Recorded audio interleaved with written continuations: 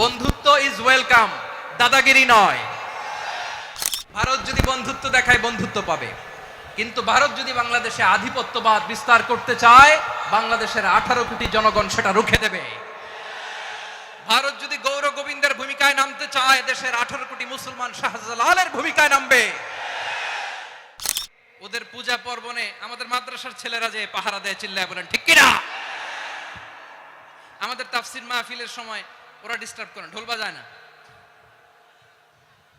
ওদের পূজা পর্বণের সময় আমাদের তাফসির মাহফিলের ডেট হলে আমরা চেঞ্জ করে দেই। সুবহানাল্লাহ, কি সাম্প্রদায়িক সম্প্রীতির রোল মডেল। আর ওই বাংলাদেশের ব্যাপারে তারা অনেক ডিসইনফরমেশন ছড়াচ্ছিল। ভারতের অনেকগুলো গণমাধ্যম, আমি জেনারেলাইজ করব না, আমাদের প্রতিবেশী দেশের সব গণমাধ্যমকে আমি দোষ দিতে চাই না। অনেকগুলো গণমাধ্যম তারা ডিসইনফরমেশন শেয়ার করেছে। ডিসইনফরমেশন আর মিস ইনফরমেশনের পার্থক্য আছে। মিস ইনফরমেশন না জেনে ভুল বুঝে একটা মিথ্যা বা ভুল তথ্য ছড়িয়ে দেয়া, এটার ক্ষমা আছে, এটার কি আছে।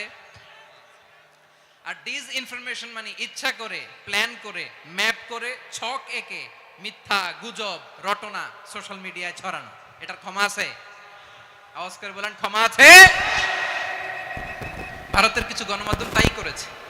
আমরা ব্যথিত হয়েছি, আমাদের হৃদয়ে রক্তক্ষরণ হয়েছে। আমাদের প্রতিবেশী দেশকে বলতে চাই, আমাদের দেশ নিয়ে আপনাদের ভাবার দরকার নাই। নিজের চরকায় তেল দেন, নিজের দেশ নিয়ে ভাবেন।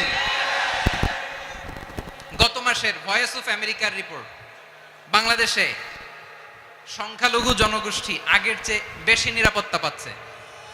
Report voice of America, Muslim report নাকি? মুসলিম জরিপ, ভয়েস অফ আমেরিকা। কথা বুঝে নাই বোধহয়। ভয়েস অফ আমেরিকা কি আমাদের রিপোর্ট না? ভয়েস অফ আমেরিকার জরিপ, বাংলাদেশের সংখ্যালঘু জনগোষ্ঠী আগের চেয়ে ভালো নিরাপত্তা পাচ্ছে। শুধু এখানেই শেষ না, মাইক্রোসফটের একটা জরিপ শোনাই আপনাদেরকে। তারা সারা পৃথিবীতে গুজব, ভুয়া আর মিথ্যা নিউজ ছড়ানোতে কোন দেশ সেরা একটা রিপোর্ট করেছে। এর মধ্যে 1 নম্বরে এসেছে ভারতের নাম। মাইক্রোসফট তো মুসলমানরা চালায় না? কথা বোঝে নাই বোধহয়। প্রতিবেশী দেশকে বলবো, আপনারা নিজের চরকায় তেল দেন, আপনারাও শান্তিতে থাকেন, আমাদেরকেও শান্তিতে থাকতে দেন। সব চেঞ্জ করা যায়, প্রতিবেশী চেঞ্জ করা যায় না। আমাদের ল্যান্ড তাদের ল্যান্ড, পাশাপাশি। আমরা চাই তারাও সুখে থাক, আমরাও সুখে থাকি, ঠিক কিনা? কিন্তু প্রতিবেশী হলে বন্ধুত্বপূর্ণ আচরণ করতে হয়। প্রতিবেশী যদি বন্ধু না হয়ে প্রভু হতে চায়, এরকম দানব প্রতিবেশী কেউ চায় না। ভারত যদি বন্ধুত্ব উপহার দেয়, আমরাও বন্ধুত্ব দিব। কি বলেন? তারা যদি বন্ধুসুলভ আচরণ করে, আমরাও বন্ধুত্ব উপহার দেব। কারণ আমাদের পররাষ্ট্র নীতি হচ্ছে সবার সাথে বন্ধুত্ব, কারোর সাথে বৈরিতা নয়। আলহামদুলিল্লাহ বলেন, কত চমৎকার পলিসি আমাদের। আমরা নির্বিবাদী, আমরা বাংলাদেশিরা শান্তিকামী। We are proud of that. এজন্য আমরা গর্ববোধ করি। আমাদের পররাষ্ট্র নীতি সবার সাথে বন্ধুত্ব, কারোর সাথে শত্রুতা নয়। তাই প্রতিবেশী দেশকে বলবো, আমার ভাইয়েরা, আপনারাও আমাদের ভাই। বন্ধুত্ব দিলে বন্ধুত্ব পাবেন। বন্ধুত্ব ইজ ওয়েলকাম, দাদাগিরি নয়। বন্ধুত্ব ওয়েলকাম, দাদাগিরি নয়। Loud and clear. ভারত যদি বন্ধুত্ব দেখায় বন্ধুত্ব পাবে, কিন্তু ভারত যদি বাংলাদেশে আধিপত্যবাদ বিস্তার করতে চায়, বাংলাদেশের 18 কোটি জনগণ সেটা রুখে দেবে। ভারত যদি গৌর গোবিন্দের ভূমিকায় নামতে চায়, দেশের 18 কোটি মুসলমান শাহজালালের ভূমিকায় নামবে।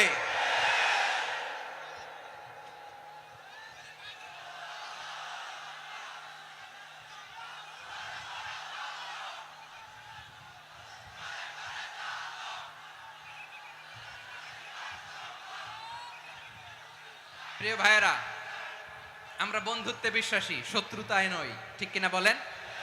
আল্লাহ আমাদেরকে বোঝার তৌফিক দান করুক। তাহলে এই যে তারা বলেছে এদেশে সংখ্যালঘুরা কষ্টে আছে, দুঃখে আছে, এটা কি ঠিক? বলেন, এটা কি ঠিক? না, তারা ডিসইনফরমেশন শেয়ার করেছে, এটা ঠিক নয়। আমার প্রতিবেশী বন্ধু রাষ্ট্রকে বলবো, আপনারা এটা করবেন না, এটা করবেন না। আমরা শান্তিতে আছি, আপনারাও শান্তিতে থাকেন, আমাদেরকেও শান্তিতে থাকতে দেন। এই যে চিটাগাংয়ের অ্যাডভোকেট আলিফ হত্যাকাণ্ডে গোটা বাংলাদেশ আমরা ধৈর্যের পরাকাষ্ঠা দেখিয়েছে, চিল্লায় বলেন ঠিক কিনা? আমাদের নেতা আমাদেরকে ডেকেছে, আমরা শান্ত থেকেছি, আমরা শান্ত থাকতে চাই, আমরা ঐক্যবদ্ধ থাকতে চাই, যে কোনো ষড়যন্ত্র রুখে দেওয়ার জন্য ঐক্যবদ্ধ প্রচেষ্টার কোনো বিকল্প নাই।